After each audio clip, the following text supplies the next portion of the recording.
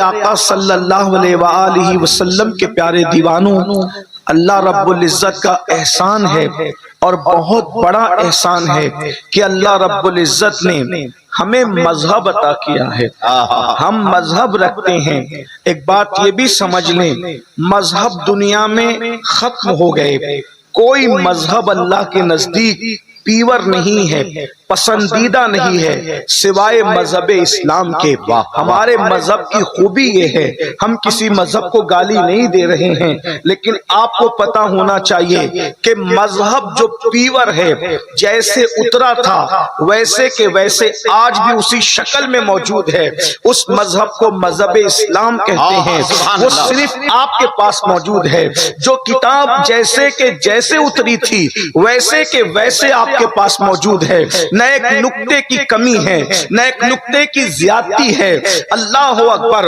وہ پیور کتاب اگر کسی کے پاس موجود ہے وہ صرف آپ ہے۔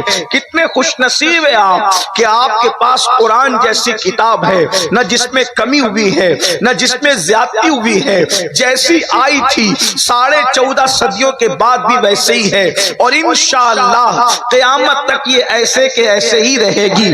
پیور مذہب آپ کے پاس ہے، اور پھر سبحان اللہ اس مذہب میں جو سب سے پیور مسلک ہے وہ آپ کے پاس موجود ہے۔ وہ مسلک کیا ہے؟ محبت رسول ہے، عشق رسول ہے، تعظیم رسول ہے، تعظیم خدا ہے، تعظیم ملائکہ ہے، تعظیم اولیاء ہے، تعظیم انبیاء ہے، تعظیم جو ہے وہ بزرگان دین ہے، تعظیم کعبہ ہے۔ غرض کے مذہب و مسلک اگر سچا کسی کے پاس ہے تو وہ آپ کے پاس ہے، اور وہ جو مذہب اور مسلک کا جو مختصر سا تعارف سمٹ آتا ہے بس وہ اتنا ہے: انہیں جانا، انہیں مانا، نہ رکھا غیر سے کام۔ انہیں جانا، انہیں مانا، نہ رکھا غیر سے کام۔ بس اتنا ہمیں کرنا ہے کہ انہیں جانا، انہیں مانا، نہ رکھا غیر سے کام۔ نتیجہ کیا ہاتھ آتا ہے؟ للہ الحمد میں دنیا سے مسلمان گیا، للہ الحمد میں دنیا سے مسلمان گیا۔ اپنے مذہب میں گڑی ہوئی قصے نہیں، اپنے مذہب میں گڑی ہوئی کہانیاں نہیں۔ ہمارا خدا وہ ہے، اللہ اکبر، جو محمد الرسول اللہ کا خدا ہے، جو رب محمد ہے۔ اندازہ تو کرو مسلمانوں، تھوڑی دیر کے لیے غور تو کرو۔ میں جلدی سے اپنے عنوان پر بھی آ جاؤں گا۔ پوسٹر پر لکھے ہوئے عنوان کا بھی مجھے تھوڑا سا خیال ہے، اس لیے کہ جو چیز پوسٹر پہ لکھ دی جاتی ہے حق بنتا ہے کہ اس پر بھی کوئی گفتگو ہو جائے۔ آپ نے جو عنوان دیا میں اس پہ بات کروں گا، لیکن بہت توجہ سے سننا۔ ہم کسی کو خدا نہیں مانتے، ہم صرف رب محمد کو خدا مانتے ہیں۔ اس کی وجہ یہ ہے، رب محمد کو خدا ماننے کی وجہ یہ ہے کیونکہ ہم نے محمد الرسول اللہ کے خدا کو تو نہیں دیکھا، نہ ہم دنیا میں دیکھ سکتے ہیں، اس لیے کہ وہ اتنا پوتر ہے، وہ اتنا بلند ہے، نہ وہ تصور میں آ سکتا ہے، نہ تخیل میں آ سکتا ہے، نہ زبان میں آ سکتا ہے، نہ بیان میں آ سکتا ہے، نہ خریدا جا سکتا ہے، نہ بیچا جا سکتا ہے۔ جو خریدا جائے وہ خدا نہیں ہو سکتا، جو بیچا جائے وہ خدا نہیں ہو سکتا، جو جنگل جنگل کسی کی تلاش میں بھٹکتا پھرے وہ خدا نہیں ہو سکتا۔ خدا تو وہ ہے جس کے لیے لوگ پھرا کرتے ہیں۔ اگر خدا پھرے گا تو منزل کس کو ملے گی؟ اللہ اکبر! خدا وہ ہے جو تصورات سے پاک ہے، خدا وہ ہے جو تخیلات سے پاک ہے، خدا وہ ہے جو زبان میں آنے سے پاک ہے، خدا وہ ہے جو بیان میں آنے سے پاک ہے، خدا وہ ہے جو ماں کے پیٹ میں آنے سے پاک ہے۔ جو ماں کے پیٹ میں آ جائے وہ خدا نہیں ہو سکتا، اس لیے کہ جسے ماں کا پیٹ قید کر لے وہ خدا کیسے ہو سکتا ہے؟ جو پیدا ہو جائے وہ خدا نہیں ہو سکتا۔ اللہ اکبر! پھر خدا وہ ہے اللہ اللہ، جب وہ تصور میں نہیں آتا، وہ زبان میں نہیں آتا، وہ بیان میں نہیں آتا، تب وہ تخیل میں نہیں آتا، تو پھر خدا کی معرفت کیسے ہو؟ تو اللہ فرماتا ہے قد جاءکم برہان من ربکم، کہ اللہ فرماتا ہے کہ میں نے اپنی برہان بنا کر محمد الرسول اللہ کو بھیجا۔ آیہ کریمہ کا مفہوم ہے یعنی اب تم خدا کو نہیں دیکھ سکتے، اگر خدا کو دیکھنا ہے تو اس کے محبوب کو دیکھو، اور اندازہ کرو کہ جب بندہ ایسا ہے یعنی اب تو ایسا ہے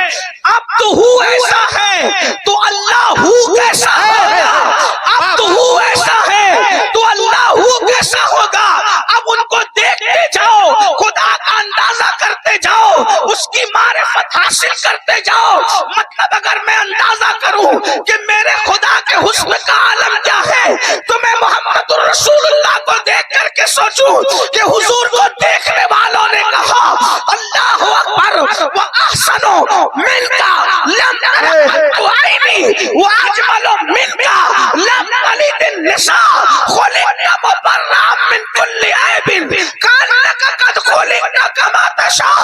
نبی کو دیکھنے والے کہتے ہیں یا رسول اللہ آپ جیسا میری آنکھوں نے نہیں دیکھا. ارے آنکھیں کیا دیکھتی, آپ جیسے کو کسی ماں نے جنم ہی نہیں دیا اور آپ کو اللہ نے ہر عیب سے پاک بنایا. آپ جیسا بننا چاہتے تھے گویا خدا نے آپ کو ویسا ہی بنا دیا.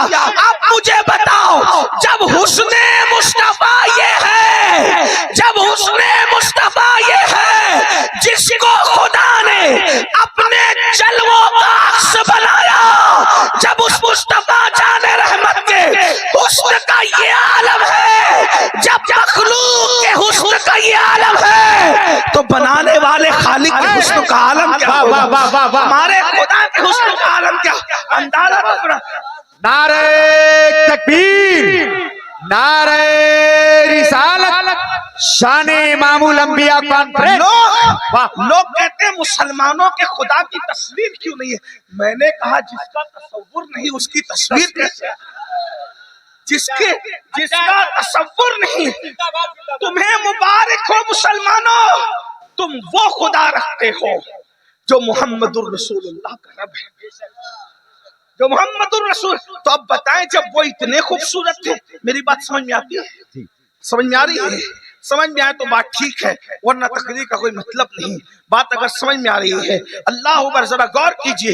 جب حضور اتنے خوبصورت تھے, کیونکہ اللہ کی مخلوق میں سب سے خوبصورت حضور ہیں, ان سے خوبصورت کوئی نہیں. صحابہ کہتے ہیں جب وہ سورج کے سامنے کھڑے ہوتے تھے تو سورج کی روشنی پر ان کے چہرے کی روشنی غالب نظر آتی تھی. جب وہ چاند کے سامنے کھڑے ہوتے تھے, اس پر میں نہیں کہوں گا آپ لوگوں کو کہ بولو سبحان اللہ, کیونکہ میں چندے والا آدمی نہیں ہوں. بہت بڑی بات میں کر رہا ہوں شان امام الانبیاء کی. ہے کسی کے پاس تو لاؤ نا ایسا قائد جس کے سامنے سورج کی روشنی ماند پڑ جائے. اگر ایسا قائد کسی کے پاس ہے تو وہ صرف کلمہ پڑھنے والے محمد الرسول اللہ کے غلام. نعرہ تکبیر, نعرہ رسالت, شان امام الانبیاء علامہ سید امین القادری صاحب قبلہ. ہم 56 کی نہیں 72 کی چھاتی سے کہتے ہیں کہ ہمارے قائد جیسا کسی کے پاس قائد ہو تو لا کے بتاؤ, جو سورج کے سامنے کھڑا ہو جائے تو سورج کی روشنی مان پڑ جائے, جو چاند کے سامنے کھڑا ہو جائے تو چاند کی روشنی مان پڑ جائے, جو دیواروں کے سامنے کھڑا ہو جائے تو دیواروں کا عکس اس کے چہرے میں نظر آئے, جو رات کو چلے تو اس کے چہرے سے رات جو ہے گلیاں روشن ہو جائے, دل منور ہو جائے, جنگل و بیابان روشن ہو جائے.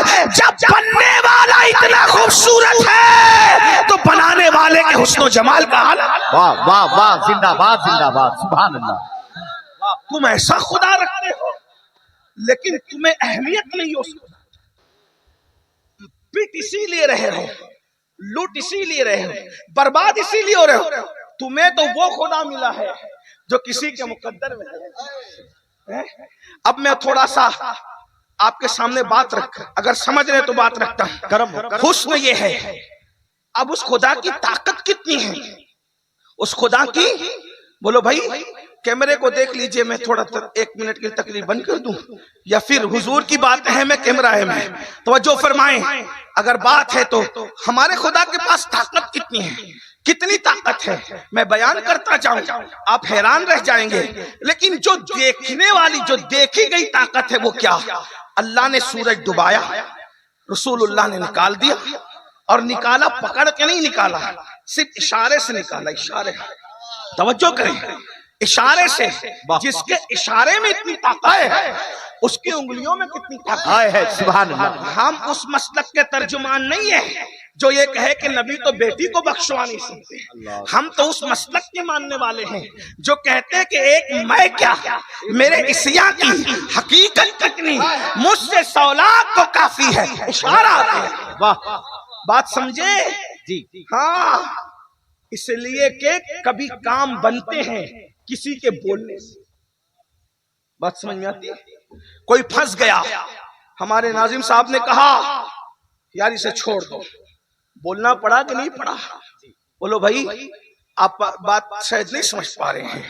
امام الانبیاء کی شان ہے, سنی نہ سمجھے گا تو کون سمجھے؟ صحیح بات سمجھ میں آتی ہے؟ تو تھوڑا آپ کو میرے ساتھ چلنا پڑے گا, کیونکہ اصلاح معاشرہ پہ جو تقریر ہوتی ہے آپ چپ چاپ سنیں, لیکن جب یار پہ گفتگو ہوتی ہے نا تو پورا مجمع ساتھ ساتھ چلنا چاہیے. سبحان اللہ سبحان اللہ. کیونکہ ہمارا تو سب کچھ وہی ہے. صحیح بے شک ہے ہمارا تو سب کچھ وہی ہے.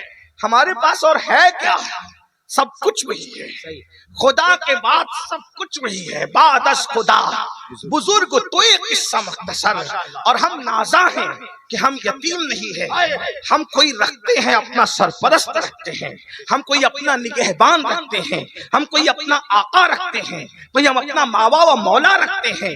بہرحال سنیے, توجہ سے سنیے. تو کوئی پھنس گیا, جب پھنسا تو مولانا نے کہا زبان سے اس کو چھوڑ دو, تو زبان کام آ گئی زبان سے. لیکن کوئی اور بڑا ہے, وہ زبان سے نہیں بولتا, وہ زبان سے نہیں بولتا بلکہ وہ اشارہ کر دیتا ہے. صرف اشارہ کر دے, اشارے سے کام ہو جاتا ہے. لوگ کیا کہتے ہیں, یار وہ تو ایسی شان والا ہے, اس کے اشاروں سے کام بنتے ہیں. دنیا میں جس کے اشارے سے کام بنے, دنیا میں جس کے اشارے سے کام بنے, لوگ کہتے ہیں کتنی شان والا ہے. لیکن آخرت جس کو کہتے ہیں, نہ وہاں کسی کی دادا گیری چلے گی, نہ کسی کی بابا گیری چلے گی. وہاں سب نفسی نفسی کہیں گے. قرآن کہہ رہا ہے سب نفسی نفسی کہیں گے, حدیث کہہ رہی سب نفسی. حتیٰ کہ جبریل جیسا بزرگ بھی اس کی پوزیشن کیا ہوگی پتہ ہے؟ قرآن کہتا ہے یوم یقوم الروح والملائکہ صفا لا یتکلمون الا من اذن. جبریل جیسا فرشتوں کا سید و سردار بھی اور سارے فرشتے خدا کی ہیبت سے تھر تھر کانپتے ہوں گے. قرآن کہہ رہا ہے جبریل جیسا قرآن لانے والا, جبریل جیسا نبیوں کے پاس آنے جانے والا. بلکہ عشق میں ایک جملہ کہہ دوں, اگر کسی کے بارے میں کوئی پوچھے کہ ہر نبی کا صحابی بتا دو, ہر نبی کا صحابی بتا دو, تو آپ بے دھڑک جبریل کا نام لے سکتے ہیں. کیونکہ جبریل وہ ہے جس نے آدم سے لے کے عیسیٰ تلک اور عیسیٰ سے لے کے جان عیسیٰ تلک بار بار دیکھا ہے. حضور کو بار بار دیکھا, ہر نبی کو دیکھا. اللہ اکبر. توجہ کریں, جبریل جیسا بھی قیامت میں سوچو, جب جبریل کا یہ حال ہوگا یوم یقوم الروح. میں قرآن پڑھ رہا ہوں, جا کے کسی بھی مکتب فکر کا ترجمہ اٹھا کے دیکھنا. جبریل قیامت ہے, یہ قیامت, قیامت یوم یقوم الروح والملائکہ صفا لا یتکلمون الا من اذن. جبریل اور سارے فرشتے خدا کی ہیبت سے تھر تھر کانپیں گے. کسی میں بات کرنے کی جرات نہیں ہوگی مگر وہ جسے خدا اذن عطا کرے. بھائیو جب جبریل تھر تھر کانپ رہا ہوگا تو اپنی چلے گی وہاں, اپنے ابا کی چلے گی وہاں. بڑی معذرت کے ساتھ برا مت ماننا, حضور کی شان بیان کر رہا ہوں. کیا ہمارے پیروں کی چلے گی وہاں؟ کیا ہمارے فقیروں کی چلے گی وہاں؟ جب حضرت موسیٰ کہیں گے نفسی نفسی, حضرت عیسیٰ کہیں گے نفسی نفسی, حضرت داؤد کہیں گے یہ انبیاء نفسی نفسی کہیں گے. جب چلنا شروع ہوگی تو وہ ایک الگ منظر ہوگا. پھر وہاں تو کچا بچہ بھی شفاعت کرے گا. لیکن جب تک حضور شفاعت کا دروازہ نہیں کھولیں گے تو حضرت موسیٰ بھی نفسی نفسی کہیں گے. ذرا غور کریں, اسے محشر کہتے ہیں, لیکن سبحان اللہ جہاں موسیٰ علیہ السلام, ابراہیم علیہ السلام, داؤد علیہ السلام, ایوب علیہ السلام, سارے انبیاء جہاں نفسی نفسی کہیں گے وہاں میرے نبی کے اشاروں سے کام بن رہا ہوگا. سبحان اللہ, سبحان اللہ. جہاں ان کے اشارے سے کام بن رہا ہوگا, اور کتنوں کا ایک کا نہیں, کہتے میرے امام ایک میں کیا, میرے عیسیٰ کی حقیقت کتنی. जिंदाबाद, नारे तकबीर। मुझसे 100 लाख को काफी है, मुझसे 100 लाख को 100 लाख को मुझसे 100 लाख को, इस शेर का मतलब कोई समझ जाए, मुझसे 100 लाख को काफी है इशारा तेरा, जिसके इशारों का ये आलम है सुभान अल्लाह, के आखिरत में बिगड़ी बनती है और फिर दुनिया में इशारा करे तो सूरज पलट आता है। जब उसके बंदे की ताकत का ये आलम, तवज्जो करना, ध्यान है आपका, जो बात कहने चले तो वही, जब उसके बंदे अब्दुहू की ताकत का ये आलम है तो उस अल्लाहू की ताकत का आलम क्या होगा। है बंदा इतना ताकतवर है, खुदा कितना। एक जुमला और सुन ले, अल्लाह कैसा है, एक बात, अल्लाह कैसा है। कुछ लोग ये समझते हैं कि अल्लाह हर वक्त, लोग ऐसा समझते हैं, मैं नहीं कह रहा हूं, लोगों के जुमले पेश करो, मैं नहीं, मैं नकल कर रहा हूं कि अल्लाह हर वक्त तो जलाल में है, गुस्से में है, और वो लोगों को मारना पीटना चाहता है, अजाब देना चाहता है। इसलिए मौलाना कहते हैं अल्लाह से डरो, अल्लाह से डरो। लोगों को अभी यही नहीं पता कि अल्लाह से डरने का मतलब क्या है। बस अब मैं अपने उन्वान पे आ रहा हूं, तवज्जो है आपकी। कुछ लोग ये समझ रहे कि मुसलमानों का अल्लाह वो है जो हर वक्त कोड़ा लेकर और अजाब का चाबुक लेकर अपने बंदों की पीठ पर, बस अब तुझे मारूंगा, अभी तो बस लोगों ने ऐसा बना दिया, तसव्वुर बना दिया। एक बात बताऊं, जब हम अल्लाह को पहचानने की कोशिश करते हो, जानने की कोशिश करते हैं, तो हम फतेह मक्का के दिन आते हैं। फतेह मक्का के दिन उसका बंदा जो अब्दुहू है, समझ में आई बात? जी। अब्दुहू कोई नहीं है, एक बात समझ आती है, अब्दुहू कोई नहीं है, अब्दुहू सिर्फ मोहम्मदुर रसूलुल्लाह, सुभान अल्लाह। सब अब्द हैं, अब पढ़े लिखे लोग हैं, पढ़ा लिखा मतलब है, सब अब्द हैं, तन्हा अब्दुहू हुजूर है, तन्हा अब्दुहू हुजूर है। तो आप कहेंगे ये अब्द और अब्दुहू में क्या फर्क है, मुश्किल कर रहा है ये मौलवी। मैं मुश्किल नहीं कर रहा हूं, चले डॉक्टर की जबान में समझा दूं। एक है अब्द यानी सब, मैं आप औलिया सहाबा सब अब्द है, तन्हा मेरे आका अब्दुहू है। अब समझ में आई? तो अब्द और अब्दुहू में फर्क क्या है? तो डॉक्टर इकबाल जैसा मुफक्किर कहता है अब्द दीगर, अब्दुहू चीजें दीगर, अब्द दीगर, अब्द दीगर। आसान है उर्दू, उर्दू की बिल्कुल मुशाबे फारसी है ना। अब्द दीगर, अब्दुहू चीजें दीगर। अब्द अलग है, समझ में आई? और अब्दुहू अलग है, बोलते जरा, अब्दुहू, अब्द अलग है और अब्दुहू, अब्द मतलब बंदा जी जी, और अब्दुहू मतलब उसका बंदा। बेशक बात समझ में आई? बंदा और उसका बंदा में कितना फर्क है? अब्द दीगर, अब्दुहू चीजें दीगर, ई सरापा मुंतजिर, ऊ मुंतजर। अब्द अलग है, अब्दुहू अलग है, अब्द इंतजार करता है, अब्दुहू का इंतजार किया जाता है। नारे तकबीर, नारे रिसालत, शाने इमामुल अंबिया। अब्दुहू का इंतजार, अब अब्दुहू का इंतजार किया जाता। अब अगर मौलवी कहे कि मैं उनकी तरह या वो मेरी तरह, तेरा इंतजार तो तेरे बच्चे भी नहीं करते, उनका इंतजार तो रहमतें खुदा करती है। गौर तो करें, उनका इंतजार किया जाता है मेरे भाई, ये हुजूर की शान है। तो आप मुझे बताएं अल्लाह कैसा है, अल्लाह कैसा है?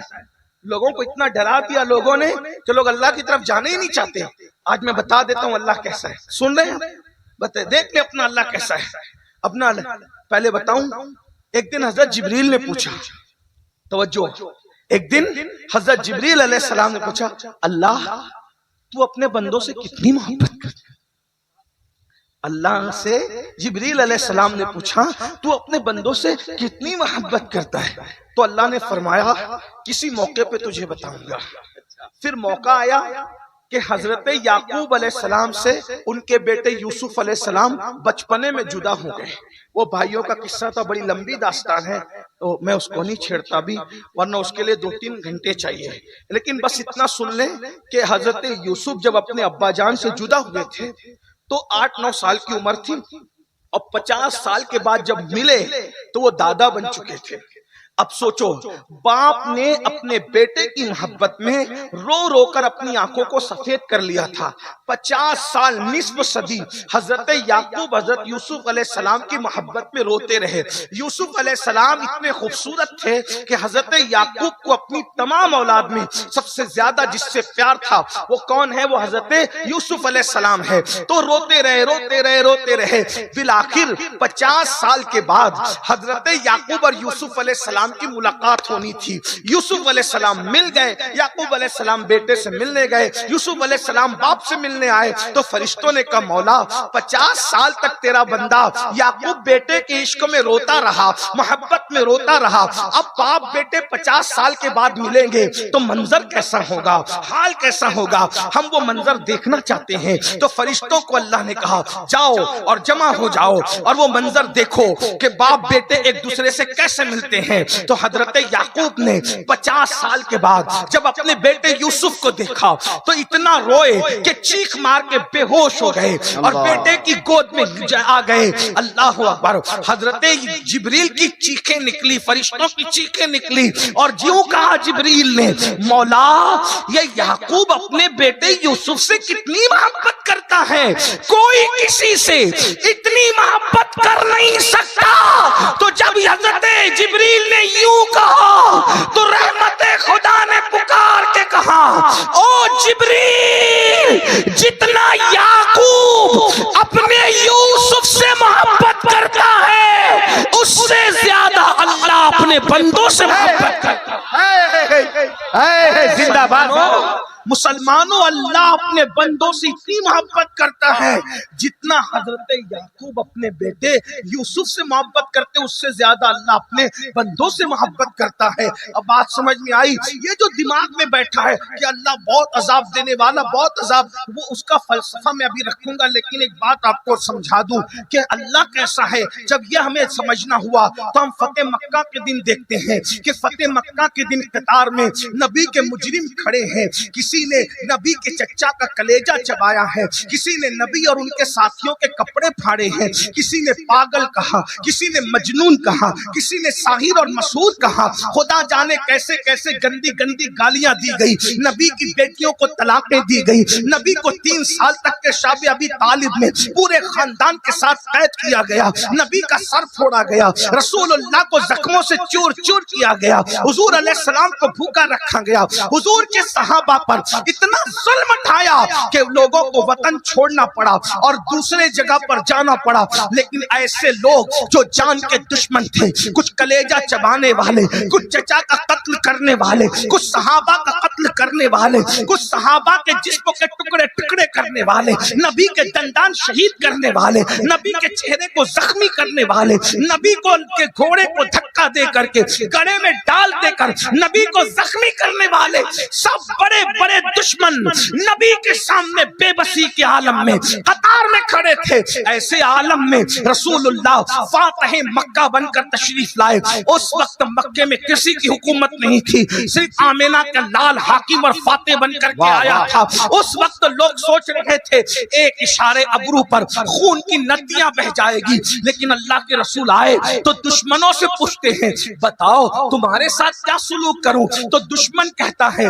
آپ کریم ابن کریم ہے، آپ سے کرم کے سوا کیا امید ہے؟ آپ اندازہ کریں، آپ کریم ابن کریم ہے، آپ سے کرم کے سوا کیا امید ہے؟ اس وقت میرے نبی نے کہا تھا جو میرے بھائی یوسف نے اپنے بھائیوں کو کہا وہی تمہیں کہتا ہوں، لا تثریب علیکم الجام، آج تم پر کوئی پکڑ نہیں ہے. اللہ اکبر. جاؤ تم سب آزاد ہو. مجھے بتاؤ جب عبدہ کی رحمت کا یہ عالم ہے کہ وہ جان کے دشمنوں کو معاف کرتا ہے، جب عبدہ جان کے دشمنوں کو معاف کرتا ہے تو اللہ قیامت میں میری تمہاری جس کے بنے ہوئے کی معافی کا یہ عالم ہے، اس کے بنانے والے کی معافی کا عالم کیا ہوگا؟ لیکن اب اللہ سے ڈرنا بھی ہے، بس بات سمیٹتے ہوئے اللہ سے ڈرنا بھی ہے۔ تو اللہ سے ڈرنے کا کیا مطلب؟ ڈرتے تو لوگ سانپ سے بھی ہیں، ڈرتے تو لوگ بچھو سے بھی ہیں، ڈرتے تو لوگ دشمن سے بھی ہیں، ڈرتے تو لوگ حاسد سے بھی ہیں، ڈرتے تو لوگ پولیس سے بھی ہیں، ڈرتے تو لوگ حکومت سے بھی ہیں۔ تو اللہ سے کیسے ڈرنا؟ بات اللہ سے کیسے ڈرے؟ صحیح۔ کیونکہ جو کروڑوں ماؤں سے زیادہ پیار کرتا ہے اس سے کیسے ڈرنا؟ جو یعقوب علیہ السلام حضرت یوسف سے جتنا پیار کرتے اس سے زیادہ اللہ بندوں سے پیار کرتا ہے، تو اس سے کیسے ڈرنا؟ تو ڈرنے کا مطلب یہ ہے جیسے کسی سے محبت ہوتی ہے نا تو اس کی ناراضگی سے ڈر لگتا ہے۔ توجہ ہے آپ، بہت نازک بات۔ جیسے ابا کے سامنے سگریٹ نہیں پیتے، پیر صاحب کے سامنے بیٹھتے بھی نہیں، کیوں؟ مار ڈالیں گے، گولی چلائیں گے، کیا کریں گے؟ بیٹھنا کوئی جرم کا جرم نہیں ہے، اس سے عشق اتنا ہے کہ اس کے سامنے بیٹھنے سے بھی ڈر لگتا ہے کہیں یار ناراض نہ ہو جائے۔ ابا کے سامنے سگریٹ اس لیے نہیں پیتا کہ ابا ناراض نہ ہو جائے، امی کے سامنے قہقہا مار کے ہنستا نہیں کہ امی ناراض نہ ہو جائیں۔ اب سمجھ میں اللہ سے کیسے ڈریں؟ احترام میں جب تصور یہ آتا ہے کہ ناراض نہ ہو جائیں تو کوئی اس کی ناپسند کا کام مت کرو، تو اس کو کہتے ہیں ڈرنا کہ ناراض نہ ہو جائے۔ اب بات سمجھ میں آئی؟ اللہ سے ایسے ڈرو کہ محبت میں یہ تصور آ جائے کہ میرا رب مجھ سے ناراض نہ ہو جائے، کیونکہ کروڑوں عذاب میرے لیے اتنا مشکل نہیں ہے جتنا اللہ کی ناراضگی میرے لیے مشکل ہے۔ ہر درد سہ سکتا ہوں مگر یار کی ناراضگی نہیں۔ آپ جب جانتے ہیں جب نبی پر طائف میں پتھر برسے نا، پتھر برسے اور حضور لہو لہان ہو گئے، خون سے نالین بھر گئی، تو حضور نے عرض کی مولا تو نے مجھے کن کے حوالے کر دیا؟ کہیں تم مجھ سے ناراض تو نہیں ہے؟ اس کے بعد جواب ہے محبوب ہم تم سے کبھی ناراض نہیں۔ تو پھر عرض کرتے اگر تم مجھ سے راضی ہے تو مجھے ہر ستم سہنا گوارا ہے۔ یار راضی ہے مطلب ہر ظلم سہنا گوارا، ہر ستم سہنا گوارا۔ اب میرے بھائیوں، جس کو جس سے پیار ہوتا ہے، جس کو جس سے محبت ہوتی ہے، جس کو جس سے الفت ہوتی ہے، وہ اس سے ڈرتا ہے کہ ناراض نہ ہو جائے۔ کیوں؟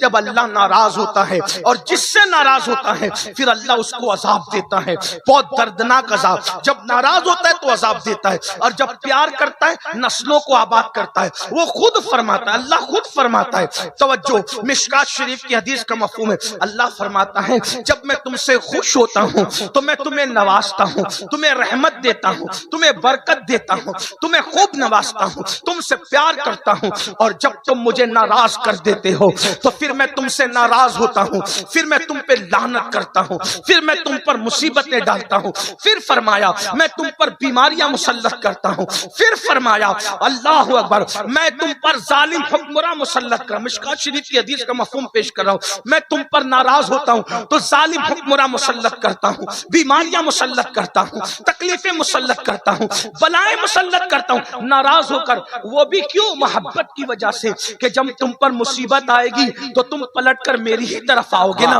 اس لیے وہ بھی پیار کی ایک کڑی ہے، وہ بھی محبت کا حصہ ہے۔ کیونکہ جب تم بیمار پڑو گے، یاد رکھنا، یہ بھی یاد رکھنا، صحت میں آدمی خدا کو ویسے نہیں پکارتا جیسے بیماری میں دل سے پکارتا ہے۔ غموں خوشیوں میں دعا کا وہ مزہ نہیں آتا جو غموں میں دعا کا مزہ آتا ہے۔ آدمی جب غمگین ہوتا ہے، آدمی جب تباہ ہوتا ہے، آدمی جب برباد ہوتا ہے تو پھر وہ خدا کو دل سے پکارتا ہے۔ میرے بھائیوں تو یاد رکھنا فرمایا جب میں تم سے ناراض ہوتا ہوں تو تم پر ظالم حکمراں مسلط کرتا ہوں، پھر تمہاری دشمنی ان کے دلوں میں ڈالتا ہوں، وہ تم پہ ظلم کرتے ہیں، تم حکمرانوں کے سامنے گڑ گڑاتے ہو۔ پھر فرمایا حکمرانوں کے سامنے گڑ گڑانے سے کام نہیں بنے گا، اگر کام بنانا ہے تو تم میری بارگاہ میں گڑ گڑاؤ، میری بارگاہ میں توبہ کرو، میری بارگاہ میں استغفار کرو۔ اب پتہ چلا خدا عذاب کیوں دیتا ہے، فرماتا ہے اللہ فرماتا ہے میں تمہیں عذاب دے کر کیا کروں گا اگر تم میرے شکر گزار بندے بنو۔ میرے بھائیوں یاد رکھنا اگر خدا کی نافرمانی کرو گے ظالم حکمراں مسلط ہوں گے، بیماریاں آئے گی، تکلیفیں آئے گی، بلائیں۔ یہ جو تمہارے دل میں خفت ہے نا کہ گناہ کریں گے تو قیامت میں بھگتیں گے، قبر میں بھگتیں گے، جو ہوگا دیکھا جائے گا، نہیں، گناہ کی مصیبتیں دنیا میں بھی کبھی بھی، میں یہ نہیں کہتا کہ ہر بیمار گنہگار ہے، نہیں، کسی کو اللہ امتحان کے طور پہ بیماری دیتا ہے جیسے ایوب علیہ السلام، اور کسی کو اللہ عذاب کے طور پہ بیماری دیتا ہے۔ میں اپنے جوانوں سے کہتا ہوں، جوانی کے اندر اس کے نشے میں ڈوب کر گناہ کرنے والوں، اللہ جو جوانی دینا جانتا ہے وہ چھیننا بھی جانتا ہے، جو طاقت دینا جانتا ہے وہ چھیننا بھی جانتا ہے۔ اگر لوگ جوانی کی طاقت اور قوت پا کے خدا کو بھول رہے ہیں تو انہیں یاد ہونا چاہیے کہ اس کا ارشاد ہے اِنَّ بَطْشَ رَبِّكَ لَشَدِيدٌ، تیرے رب کی پکڑ بڑی سخت ہے۔ اگر آدمی، آج دیکھو ہمارے جوانوں کو، اللہ کو بھول گئے جوانی کی طاقت پا کر، لیکن جب جوانی میں کینسر ہوتا ہے پھر توبہ کرتے ہیں، جوانی میں ایڈز ہوتا ہے پھر توبہ کرتے ہیں، بیماریاں آتی ہیں پھر توبہ کرتے ہیں۔ یاد رکھنا یہ جتنی مصیبتیں، قرآن کہتا ہے وَمَا أَصَابَكُم مِّن مُّصِيبَةٍ فَبِمَا كَسَبَتْ أَيْدِيكُمْ، کہ تم پر جو بھی مصیبت آتی ہے وہ تمہارے گناہوں کا نتیجہ ہے۔ بے سکونی کی زندگی گزارنے والوں، بے قراری کی زندگی گزارنے والوں، تم کہتے ہو نا مولانا نرم نرم گدوں پر سکون کی نیند نہیں آتی، اتنا کہتا ہوں اب بھی تمہارے کان نہیں کھلیں گے، اب بھی تم ہوشیار نہیں ہوں گے، اب بھی تم آگاہ نہیں ہوں گے۔ اللہ بتا رہا ہے جب تیرے گھر میں گناہ کی وجہ سے تجھے چین سے سونے نہیں دیتا تو پھر قبر میں تجھے چین سے کیسے سونے دیتا؟ اندازہ کر لو، جب نیند کی گولیاں کھا کر گناہوں کی وجہ سے تمہیں چین کی نیند نہیں آتی تو پھر تم قبر میں چین سے کیسے سو سکتے ہو؟ یہ جو دھوکہ ہے نا، ہم قبرستان جاتے ہیں اور قبرستان جانے کے بعد جو قبروں کو پرسکون دیکھتے ہیں تو دھوکہ کھاتے ہیں۔ یہ قبروں کا سکون، مٹی کا سکون تمہیں دھوکے میں نہ ڈالے۔ بازو بازو میں قبریں ہیں، لیکن کوئی قبر جنت کے باغوں میں سے باغ ہے تو کوئی قبر جہنم کے گڑھوں میں سے گڑھا ہے۔ اللہ نے تم پہ چھوڑا ہے، تم کیا چاہتے ہو؟ الذی خلق الموت والحیات لیبلوکم ایکم احسن عملا، ہم نے موت اور زندگی کو اس لیے پیدا کیا تاکہ ہم تمہیں جانچیں، تمہارا امتحان لیں، ہم تمہیں آزمائیں کہ کون تھوڑی سی زندگی کو پا کر اچھا عمل کرتا ہے۔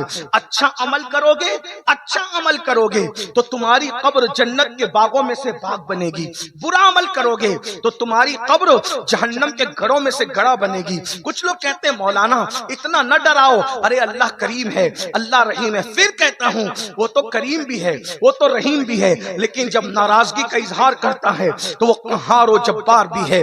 اب آئیے میں آپ کے سامنے بات حدیث رکھتا ہوں بڑی معذرت کے ساتھ۔ یہ جو آپ لوگ سنتے ہیں نا کہ سب بخشے جائیں گے اور یہ ہوگا اور جو ہوگا دیکھا جائے گا اور ہم بھگا دیں گے فرشتوں کو اور ہم دھمکی دے دیں گے اور کہیں گے کہ حساب کر دیں گے اور کتاب کر دیں گے، شاعری کی دنیا الگ ہے اور قرآن و حدیث کی دنیا الگ ہے۔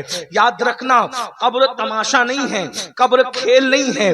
قبر کیا ہے تمہیں پتا ہے؟ اللہ اکبر، قبر کیا ہے تمہیں پتا ہے؟ شاعروں نے بعض، سب کی بات نہیں کرتا، یا بعض بے خوف بے عمل مقرروں نے تمہیں اتنا نڈھر کر دیا ہے کہ جب رسول اللہ آئیں گے تو ہم قبروں پہ گر جائیں گے، ہم قدموں پہ گر جائیں گے اور پکڑ لیں گے تو چھوڑیں گے نہیں، اور پھر یہ ہوگا اور پھر وہ ہوگا اور تم مچلتے ہو کودتے ہو، ایسا ہوگا ویسا ہوگا۔ ایک بات میں تمہیں بتاؤں، قبر میں جب حضور آئیں گے یقیناً آئیں گے، لیکن آپ کو بتاؤں میں، کیا آپ سامنا کر سکو گے حضور کا؟ میں سامنا کر سکوں گا حضور؟ تھوڑا غور کیجئے، قبر کا منظر رکھتا ہوں۔ قاری مستقیم صاحب مرحوم و مغفور کے اصالے ثواب کے لیے ان کے بیٹے مقیم انصاری اور ان کے احباب نے محفل رکھی ہے، تو مجھے عنوان انہوں نے دیا قبر کے احوال پر، تو میں پہلی منزل جو قبر کی ہے پہلے وہ آپ کے سامنے رکھتا ہوں۔ یعنی قبر میں حضور آتے ہیں، اب آپ حضور آتے ہیں اس کا تصور کر لیں، تھوڑی دیر تصور کر لیں، ذرا غور کر لیں، بس کوئی خطابت نہیں، کوئی تقریر نہیں، کوئی واعظ و نصیحت نہیں، یہ صرف اپنے دل کا درد ہے۔ ہوشیار ہونا، غور کرنا، توجہ کرنا۔ میرے بھائی، میں اپنی بات بھی کر رہا ہوں، میں کوئی بات نہیں کرتا کہ میں کیا سوچتا ہوں، تنہائی میں یہ سوچ کے میں کیا کرتا ہوں، میں اس پہ کوئی بات نہیں کرتا۔ اللہ کی مخلوق میں مجھ سے گرا پڑا کوئی نہیں، مجھ سے بڑا گنہگار کوئی نہیں۔ میں سمجھتا ہوں اگر میں بخشا گیا تو سب بخشے جائیں گے۔ اللہ جب حساب لے گا، فرشتے جب حساب پوچھیں گے، لیکن حضور قبر میں آئیں گے، یہ ہمارا یقین ہے، اور اس یقین پر ہم نعرے لگاتے ہیں۔ نعرے لگانا بھی چاہیے، مجھے کوئی اعتراض نہیں۔ ہم کود رہے ہیں، ہم کو رقص کر رہے ہیں، ورش کر رہے ہیں، حضور آئیں گے قبر میں تو میں قدموں پہ گر جاؤں گا، پکڑ لوں گا، فرشتے کہیں گے ہٹو تو فرشتوں کہوں گا ہٹ جاؤ، نہیں چھوڑتا، وغیرہ وغیرہ آپ جو بھی کہتے ہیں۔ دیکھیے وہ جو کر سکتے ہیں وہ الگ کوالٹی کے لوگ ہیں، غوث پاک غریب نواز جیسے لوگ ہیں، لیکن میں اور آپ کیا واقعی ایسا کر سکیں گے؟ اب تھوڑا میں آپ کی عدالت میں، دلوں کے ضمیروں کی عدالت میں ایک مقدمہ رکھتا ہوں، چیک کرو اپنے آپ کو۔ آپ مجھے بتائیں، ہمارے ابا نے ہمیں زنا کرتے دیکھا، ہمارے ابا نے ہمیں چوری کرتے دیکھا، ہمارے ابا نے ہمیں لڑکیوں کے ساتھ پاپ کرتے دیکھا، ہمارے ابا نے ہمیں سود کھاتے دیکھا، ہمارے ابا نے ہمیں جرائم کرتے دیکھا، اور پھر برسوں کے بعد ابا سے ملاقات ہے۔ مجھے پتا ہے کہ ابا نے زنا کرتے بھی دیکھا ہے، ابا نے چوری کرتے بھی دیکھا ہے، ابا نے پاپ کرتے بھی دیکھا ہے، ہر گناہ کرتے میرے باپ نے مجھے دیکھا ہے، اور برسوں سے باپ سے ملاقات نہیں ہوئی، اور اب ہے کہ ابا سے ملاقات ہوگی۔ تو بولو اس وقت ایک وفادار بیٹے کے کلیجے کے اندر سے کیسے ہوک اٹھے گی؟ ملاقات سے زیادہ خوشی ڈر اور خوف کی ہوگی۔ ابا کہیں چہرہ تو نہیں پھر لیں گے کہ تو اتنا بڑا مجرم ہے، تو اتنا بڑا پاپی ہے، ارے میں نے اس دن کے لیے تجھے جنم دیا تھا، تو نے میرا نام مٹی میں ملایا، تو نے میرا سر نیچے کیا، تو نے پاپ کر کے مجھے بدنام کیا۔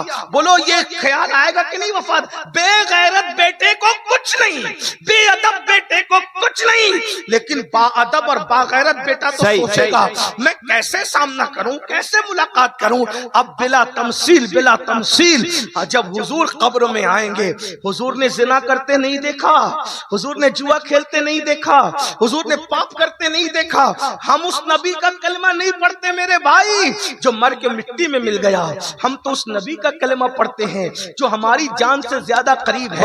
النبی اولا بالمومنین من انفسہم، نبی مومنوں کی جان سے زیادہ قریب ہے۔ اب بتاؤ ہم نے جو کیا نبی نے دیکھا کہ نہیں دیکھا؟ نبی کو پتا ہے کہ نہیں پتا؟ حضور کو ساری چیزوں کی خبر ہے۔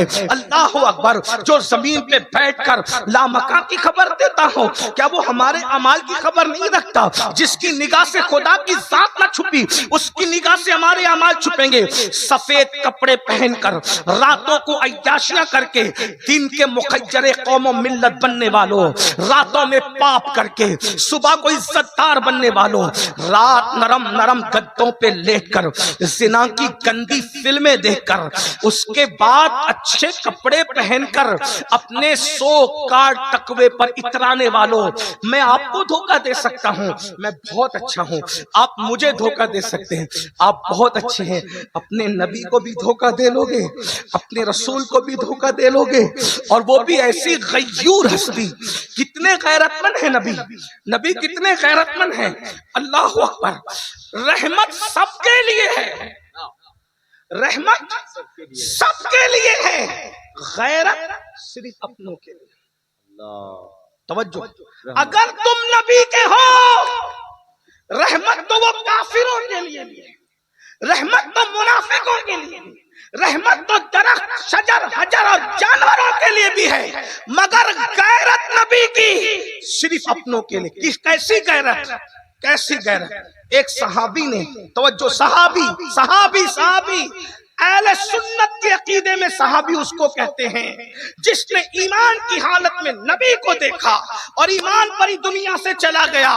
صحابی کے بارے میں ہمارا عقیدہ ایسے ہے جیسے جنت کا ہونا یقینی ہے، ویسے صحابہ کا جنتی ہونا یقینی ہے، کیونکہ جس زبان نے جنت کا پتہ دیا ہے اسی زبان نے صحابہ کے جنتی ہونے کا پتہ دیا ہے۔ بلکہ بڑا جملہ کہہ دوں، صحابہ کو جنت کی ضرورت نہیں ہے، جنت کو میرے نبی کے صحابہ کی ضرورت۔ واہ، بے شک بے شک۔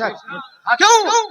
جو 14ویں صدی کا عاشق ہے وہ کہتا ہے سیر گلشن کون دیکھے، दश्त तैबा छोड़कर सूए जन्नत कौन जाए, दर तुम्हारा छोड़कर।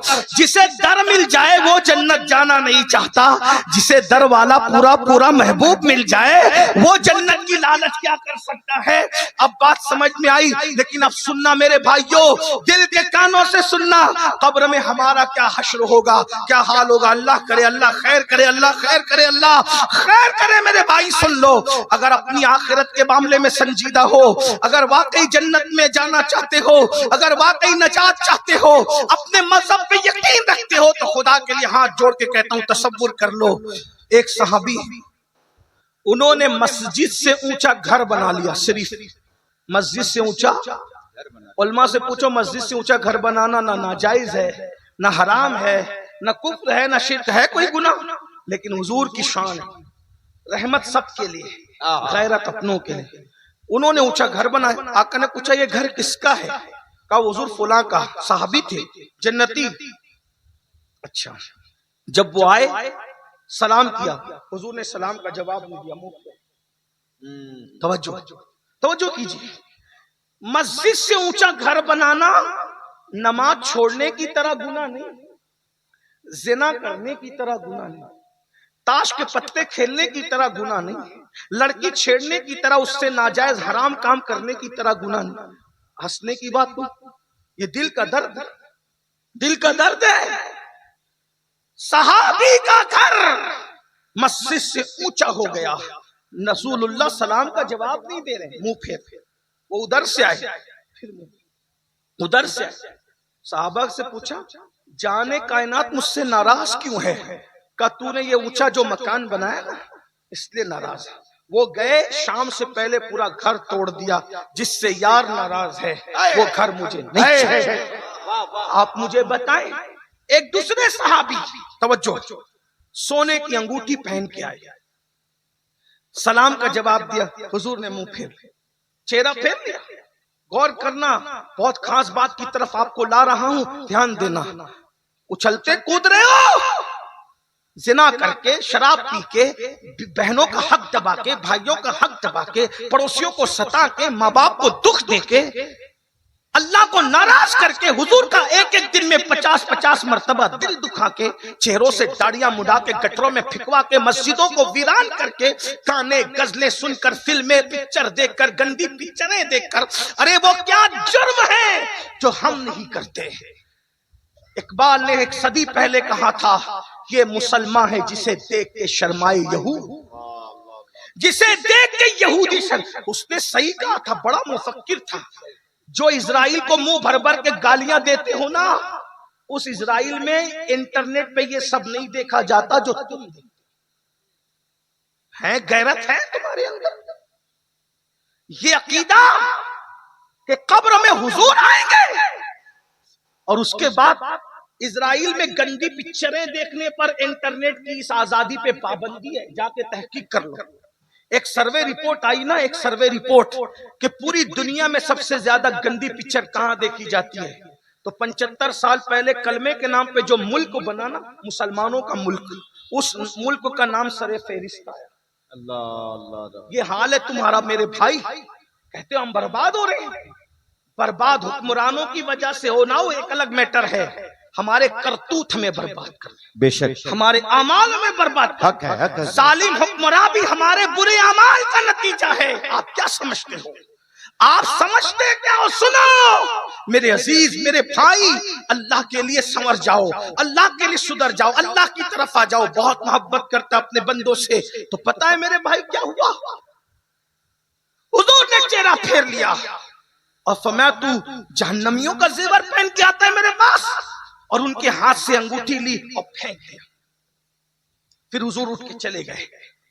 तो लोगों ने कहा सोना मर्दों पे हराम है, औरतों के लिए तो हलाल है ना, तो जाओ तुम उठा के पहन लो। वो साहबी थे, उन्होंने कहा वल्लाह बिल्कुल जायज, औरतों के लिए मर्दों के लिए हराम है, लेकिन जिसको मेरे महबूब ने फेंका हो मैं उसको कभी नहीं उठा सकता।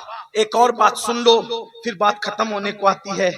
उम्मुल मोमिनीन सैयदा आयशा सिद्दीका ने रसूलुल्लाह की आमद पर अपने घर की दीवारों पे पर्दे लटकाए, तो हुजूर ने दरवाजे पे खड़े होकर कहा میں اندر نہیں آؤں گا، میں جاتا ہوں۔ کیا تیری دیواریں بیمار ہو گئی ہے؟ بخار آیا ان کو جو تو نے کپڑے پہنا دیے؟ ہمارے یہاں دیواروں پہ پردے نہیں لگاتے، دیواروں کو کپڑے نہیں پہناتے، یہ اجمیوں کا طریقہ ہے۔ ہمارے یہاں کھڑکی اور دروازے پہ پردے لگتے تاکہ بے پردگی نہ ہو، دیواروں کو ہم کپڑے نہیں پہناتے۔ اور حضور نے چہرہ پھیر لیا، جب تک وہ دیوار سے پردے نہیں ہٹے حضور گھر میں تشریف نہیں لائے۔ اب آپ سے پوچھتا ہوں، امی عائشہ سے چہرہ پھیر سکتے ہیں، صحابی سے چہرہ پھیر سکتے ہیں، بتاؤ دیوار پہ پردے لگانا کون سا بہت بڑا جرم ہے؟ جو ہے وہ گھر بنانا اونچا مسجد سے کون سا بہت بڑا جرم ہے؟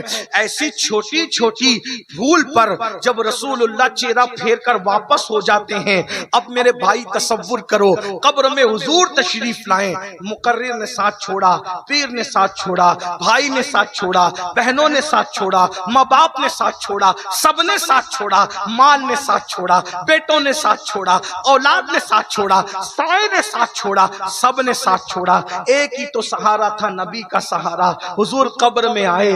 اب ذرا سوچو، جو امی عائشہ کے دیوار پہ پردہ لگانے پر غیرت کی وجہ سے منہ پھیر کر واپس ہو جاتے ہیں، صحابی کے گھر بڑا بنانے پر منہ پھیر کے واپس ہو جاتے ہیں، زنا کرنے والوں، نشہ کرنے والوں، داڑیاں منڈا کر گٹروں میں پھینکنے والوں، گندی فلمیں دیکھنے والوں، گندی پکچریں دیکھنے والوں، سود کھانے والوں، جب تمہاری قبر میں حضور آئیں گے، اب جب حضور آئیں گے اور دیکھیں گے داڑھی منڈاتا تھا اگر چہرہ پھیر لیا، نماز نہیں پڑھتا تھا اگر چہرہ پھیر لیا، سود کھاتا تھا اگر چہرہ پھیر لیا، جوا کھیلتا تھا اگر چہرہ پھیر لیا، غیبتیں کرتا تھا اگر چہرہ پھیر لیا، اور چہرہ پھیر کر ایک مرتبہ ناراض ہو کر ہماری قبر سے واپس چلے گئے، انا للہ و انا الیہ راجعون۔